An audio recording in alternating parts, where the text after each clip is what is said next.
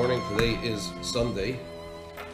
It is Chaf Beis Tevis Tavshin Ayin Tes. We are in Teres Menachem, Sefer Mamarim Tavshin Yud Gimel. In the Mamar of Yud Beis Tammuz Tavshin Yud Gimel. Daas. We are on page Kufei Hey at the bottom.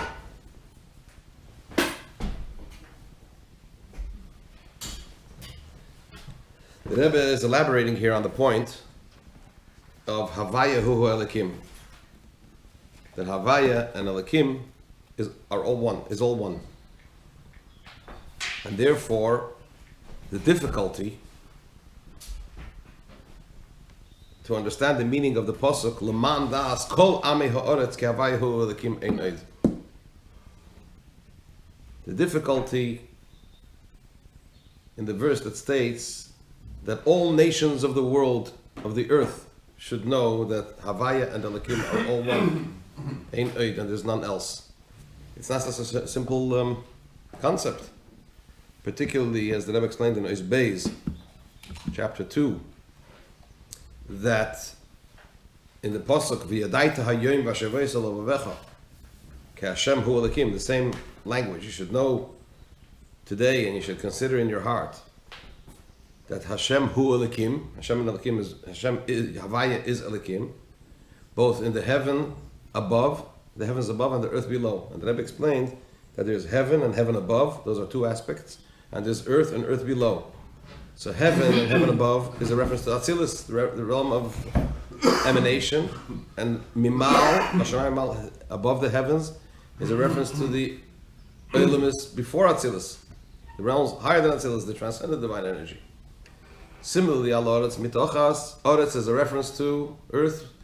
In this sense, is a reference to Eilumis Biyah, the realms of Bri Tzir Asiyah, as opposed to, in contrast to Atzilus, the world of emanation, which is in the domain of the Creator. Biyah is in the domain of the created. So in that sense, it's Oretz, earth. Al-Oretz Mitachas, a lower level in Oretz, in earth, is a reference to Klippus. Right?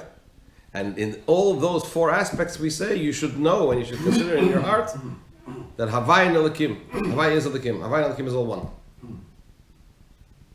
How does it fit in with V'yadaita? The Mamar V'yadaita? Which Mamar?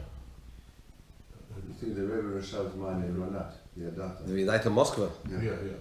A lot of it, this Mamar is based on that. He discusses, he draws from there. It refers to Ba'abola Kamar Eidi Ura Maskva V'yadaita Tafresh Nun Zayin.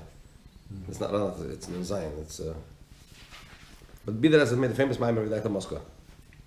So we will start from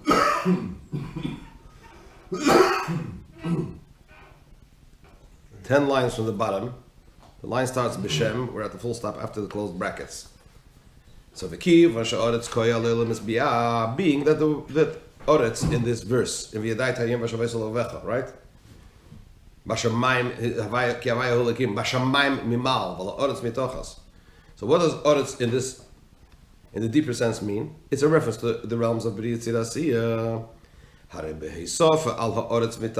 So when the verse adds the word Oretz Mitachas, the earth below, not only the earth, but the earth below, that's a lower aspect. Therefore, in that is Nechlolim included also Gam Klippus of Sitra Achra, the shells and the other side of Kedusha, meaning to say Bri Tzir Asiyah in their natural state could be neutral. Klippus is already a lower level. So Bri Tzir Asiyah is Oretz. Oretz Mitachas is a reference to Klippus. For although their condition at the time of creation was lower than the world of creation, so then why is it included in Oretz? What does it mean it was lower than the world of creation? Because as the Arizal writes, that when Hashem created the world, initially created Klippa, but Modra Klippus Metachas L'Kol Eilumis. The domain of Klippus was beyond all realms, meaning to say it was someplace in the abyss. There was no connection no fusion, no mixing of Klippa and the consciousness of the world. It was through the Chet Daas, through the sin of the tree of knowledge, that Klippa was brought into the consciousness of the world, and everything else followed from there. So therefore, the being that in their condition as they are created, they don't mix with even Olam HaAsiyah, they're lower than Olam HaAsiyah, the realm of creation, of action, I mean, Mikol Makim, Yesh Lehem Shachas Olam HaAsiyah, nonetheless, they have a connection to the realm of Asiyah. Because what are we saying? Mitachas Olam HaAsiyah, it's below the world of creation, but still, in some way, associated with it. From the fact that through Chet Daas, the sin of the tree of knowledge, Klippa was able to enter into the consciousness of the world, it means that it had that potential and that association in some form even before. That's point one. Particularly after the sin of the tree of knowledge. When did Hashem command us that we should know and take to heart that Hashem hu lekim b'shamayim mal uval oros mitachas? After the sin of the tree of knowledge, which is already a situation when shenis arva klippus v'sitracha be'el mizbeah. In that situation, klippus and sitracha are already mixed into the realms of brit tzirasiyah. V'rak al olam atzilus nemer le'yigur chara. Only concerning atzilus it says realm of the creator, the world of emanation. Only there, concerning that, there it says, evil does not dwell with you. But once this sin of the tree of knowledge was committed, Klippa already has a conscious connection to B'riyat Tzirasiyah. Therefore, although the word mitachas in the verse V'yadaita is a reference to Klippa Sitracha, which is the opposite of Kedusha, it's not neutral. It's negative. Nonetheless, it is included within the word oretz, meaning that which is below, which is a reference to koyal elam mizbeah. Oretz is a reference to b'riyat tzirasiyah, and included in that is also oretz mitachas, meaning not only b'riyat tzirasiyah, neutral, but also the klippus. What's the point? And concerning this it says, you should know that Havaya is Elikim in the heavens above and on the earth below, meaning to say, that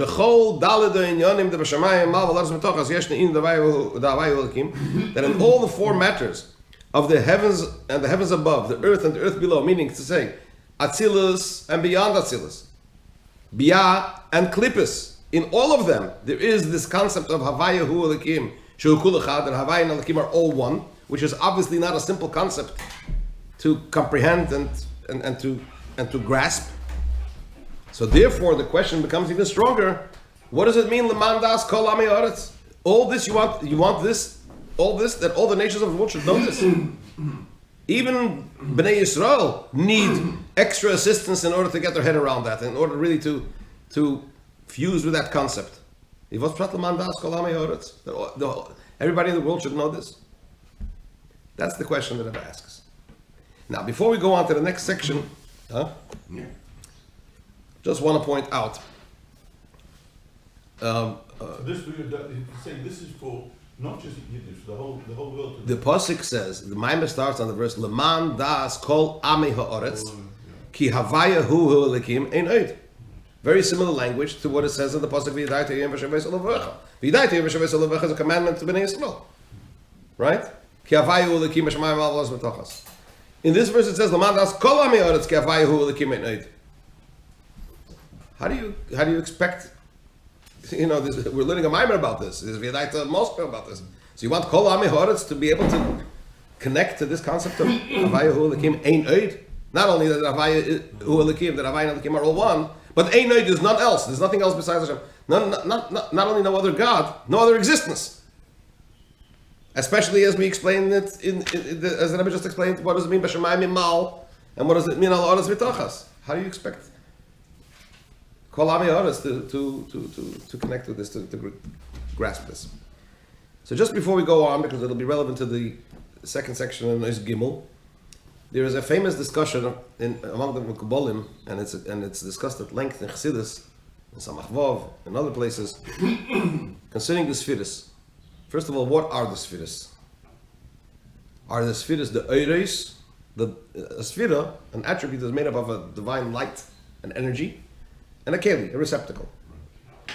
When you say sphera, what is the sphera? The Eir, the light, the energy, or the keli? That's question number one. Different discussions. I believe that Arizal is the one that rules. He is the pesach, so to speak, in matters of Kabbalah. He says the sphere is both. The sphere is the combination of the two. That's point number one. Mainly that what I want to focus on, because it's slightly linked, maybe more than slightly. It's a whole sugi. If you want to go through it, it's pages and pages in Sefer Erchim, where they collected the whole sugya, the whole issue of Eiris, Pshutim, or Mitzuyarim, which I'm going to address now. The Eir, the divine energy, the divine light that is within the Keli, is Poshut or is it Mitzuyar? In other words, when you say Chochmah, what's the Sfiras HaChochmah, for example, the attribute of Chochmah? So it projects itself as Chochmah. Where does that projection start? Is the divine energy, the divine light, Poshut, simple, unformed? And the Tziyur, the form, the texture, the character of the Sfira is impressed upon the earth through the Kli? Or is the Eir already, the divine light already formed in some way with a character of Chochmah, of its specific attribute? So, for example, Eira Chochmah, Eira Bina, Eira Chesed, Eira Gvura, right? Are they basically Poshut, all the same energy as it were? It's just that because they go into different Kalim, the Kli, the vessel, the receptacle, causes that Eir to now be projected as that energy, not to now be projected with a particular distinct character? Or is there some aspect within the Eir, within the energy, before it comes into the Kli, before it comes into the vessel, receptacle, that it already has some characteristic of that which is later more pronounced through the Keli? So it can fit in and work within the Keli. Correct. So is it, this is known as whether there's a difference of opinion among the Kabbalah, whether Eiris are Pshutim or Eiris are Mitzuyarim. That's what it is. Are the Eiris simple and unformed, without character, just simple energy, godly energy? Or are they already Mitzuyar? Is the Tziyur, the character of the Eir, already there before it comes into the Keli? That's a discussion. Chassidus explains that even according to the opinion that says that Eiris are Mitzuyarim, are already formed with a certain character before they come into the Keli, they have it in their own right. The Tziyur, the character, the form of the Eir before it comes into the Keli, is considered Poshut relative to the Tziyur that the Keli later on impresses upon it. It's so subtle, it's distantly subtler than the Tziyur, than the character that the Kli impresses on the Eir before, after it comes into the Keli. So basically it's both. Yeah, I didn't understand the language you used in that last sentence. If you say Eiris Mitzuyarim, according to the Shita that says Eiris Mitzuyarim, according to the opinion that Eiris Mitzuyarim, they already have a character, the character of Chochmah before it comes into the Keli of Chochmah. So what's the relationship between the character of Chochmah, of the Eir, relative to the character of Chochmah that the Keli impresses upon the Eir? Yeah. So relative to the Tziyur, the character that the Kli impresses upon the Eir, the character that the Eir possesses in its own right is considered Poshut. That otherwise the Kli, in other words, the Kli takes the Tziyur of Chochmah to a whole different degree. A much more pronounced and defined degree. Okay, but let's not get too carried away in the sugya. The point, in simple terms, there's a machlokes, there's a difference of opinion among the Mekubalim, whether Eiris are Pshutim or Eiris are Mitzuyarim. Is the Eir, the divine light, the energy, devoid of any character, of any impression, is just energy, and the character, the specific sphera, the definition, comes about through the Kli? Or is there already some, albeit more subtle, Shiur form in the Keli, in the Eir, that is specific to that particular Sfira? So in other words, is the Eir HaChochma already defined as Chochma at some level, at some subtle level, before it comes to the Keli of Chochma? In Akudim, there are really 10 lines. I'm talking about Atzilus. And it's only one Keli. Okay, I'm talking about Atzilus. So this is a long discussion.